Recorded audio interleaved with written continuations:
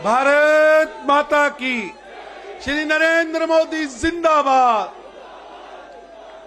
श्री नरेंद्र मोदी जीत के बाद जिंदाबाद। प्रधानमंत्री का ये संबोधन उन तमाम कार्यकर्ताओं और देश के नाम जिन्होंने इस जीत को बहुत ज्यादा शानदार बनाया है, अभूतपूर्व बनाया है और इतिहास के पन्नों में दर्ज करवाया है। लेकिन प्रधानमंत्री ने अपने संबोधन के अंत के हिस्से में जो बात कही वो बहुत ज्यादा महत्वपूर्ण हो जाती है। उन्होंने कहा है कि अब इस चुनाव के बाद हम पर और जुल्म बढ़ने वाला है, ये मानकर चलिए, क्योंकि ये सहन नहीं कर पाएंगे इस जीत को और इसे सतर्क और सहनशील रहकर सहना होगा। अब देखिए, प्रधानमंत्री ने संबोधन खत्म किया और उसके बाद वो गृह मंत्री अमित शाह के साथ आगे बढ़ते हुए उसी जगह पर जा रहे हैं जहां पर बालकनी का हिस्सा है और वहां पर वो एक बार फिर से उन तमाम कार्यकर्ताओं का अभिवादन स्वीकार करेंगे जो इस जीत का जश्न मनाने के लिए यहाँ पर बहुत देर से मौजूद थे, प्रधानमंत्री का इंतजार कर रहे थे, उनका संबोधन सुना।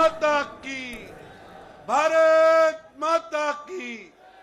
और प्रधानमंत्री के संबोधन की बड़ी बातें आई है, जल्दी से नजर डाल देते हैं। कोई न्यूट्रल नहीं होता, सब खेल खेलते हैं। उन्होंने निशाने पर लिया उन लोगों को जो बीजेपी की इमेज खराब करने को लेकर दावे करते हैं। उन्होंने जो खुद को न्यूट्रल कहते हैं वो ठेकेदार है, ये बात कही। अब जुल्म बढ़ने वाला है, सहने के लिए तैयार रहिए, ये प्रधानमंत्री ने अपने संबोधन में कही है बड़ी बात। और ये सीधे सीधे उन लोगों को संबोधन में उन्होंने दो टूक कहा है जो बीजेपी को उसकी मजबूती को देखकर खुश नहीं है। वो तो ये सीधे सीधे कह रहे हैं कि अब आने वाले वक्त में भारतीय जनता पार्टी पर जुल्म और बढ़ने वाला है और उस जुल्म को सहने के लिए सहनशील और संवेदनशील बनकर रहना होगा।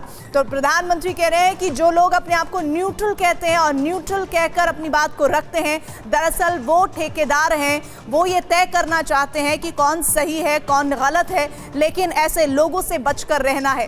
प्रधानमंत्री ने इस पूरी जीत का श्रेय दिया उन तमाम कार्यकर्ताओं को जिन्होंने एड़ी चोटी का जोर लगा दिया और 156 का ये नंबर हासिल किया है। ये प्रचंड बहुमत का नंबर जिसको लेकर अब चर्चाएं इतिहास से लेकर अभी तक हो रही है और आने वाले वक्त में कई वर्षों तक इस नंबर को बताया जाता रहेगा, समझाया जाता रहेगा, इसका विश्लेषण होगा कि आखिर इतनी अभूतपूर्व जीत के मायने भारतीय जनता पार्टी के लिए क्या है। वो भारतीय जनता पार्टी जिसके लिए मोदी लहर, मोदी मैजिक और मोदी ब्रांड को लेकर कई बातें कही गई हैं, लेकिन एक बार फिर से इन ब्रांड और इन मोदी मैजिक के नंबर्स सामने आ रहे हैं जो बताते हैं कि बीजेपी ब्रांड मोदी के साथ जैसे आगे बढ़ रही है, आने वाले वक्त में 2024 के लिए पूरे के पूरे विपक्ष के लिए एक बहुत बड़ी चुनौती सामने आने वाली है। और साथ ही अगले साल 7 ऐसे विधानसभा वाले राज्य हैं जहां पर चुनाव होने हैं। और अब आप समझिए कि गुजरात मॉडल जिसको लेकर तमाम विपक्ष नकारता रहा,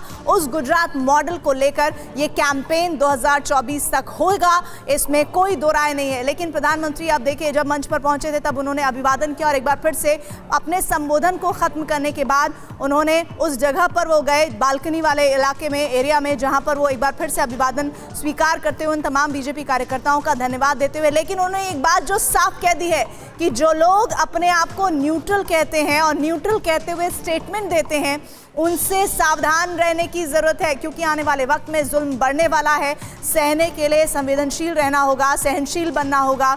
इस चुनाव के बाद जुल्म बढ़ने वाला है।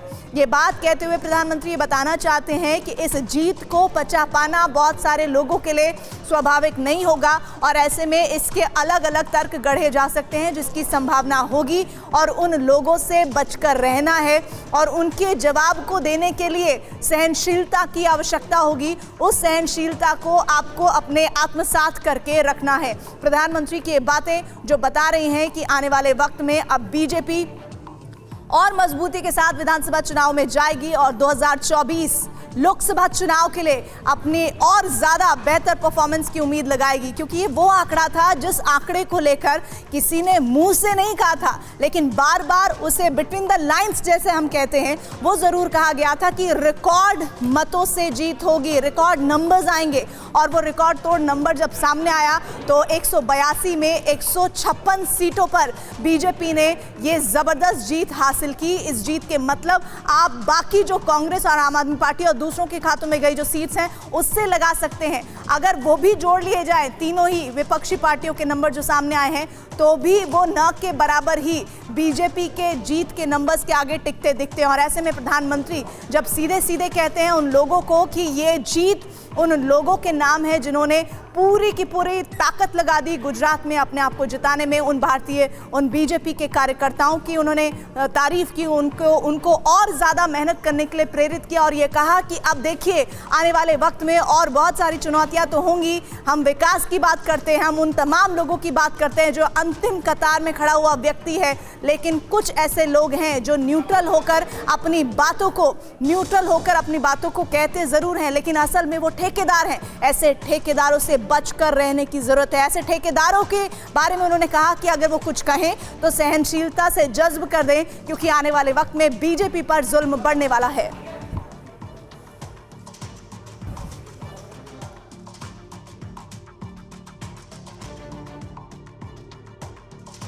तो इस चुनाव के बाद जुल्म बढ़ने वाला है। ये जुल्म किनको वो टारगेट करते हुए कह रहे हैं? क्या वो विपक्ष पर निशाना साध रहे हैं या फिर वो लोग जिन्हें उन्होंने न्यूट्रल कहा कि कुछ लोग अपने आप को न्यूट्रल यानी तटस्थ कहते हैं, उन तटस्थ लोगों के लिए उन्होंने कहा कि वो जुल्म बढ़ेगा और उसके लिए आप तैयार रहिए।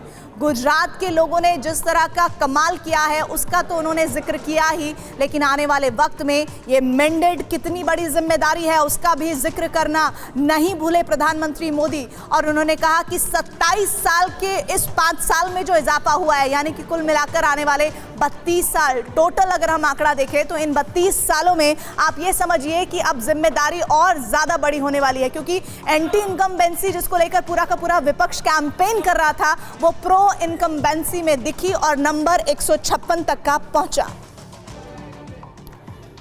तो प्रधानमंत्री नरेंद्र मोदी पहुंचे बीजेपी मुख्यालय और जो संबोधन उसमें किया उन्होंने हर मुद्दे को छुआ। गुजरात में किस तरह की जीत है, गुजरात में जीत में किस किस का कितना योगदान है, वो तमाम वोटर मतदाता जिन्होंने वोट किया है बीजेपी के लिए एक बार फिर भरोसा जताया है, क्या वो जिम्मेदारी समझते हैं इसको लेकर उन्होंने तमाम बातें तो रखी लेकिन आगे कैसे सतर्क रहना है इसकी बात भी कर दी आज।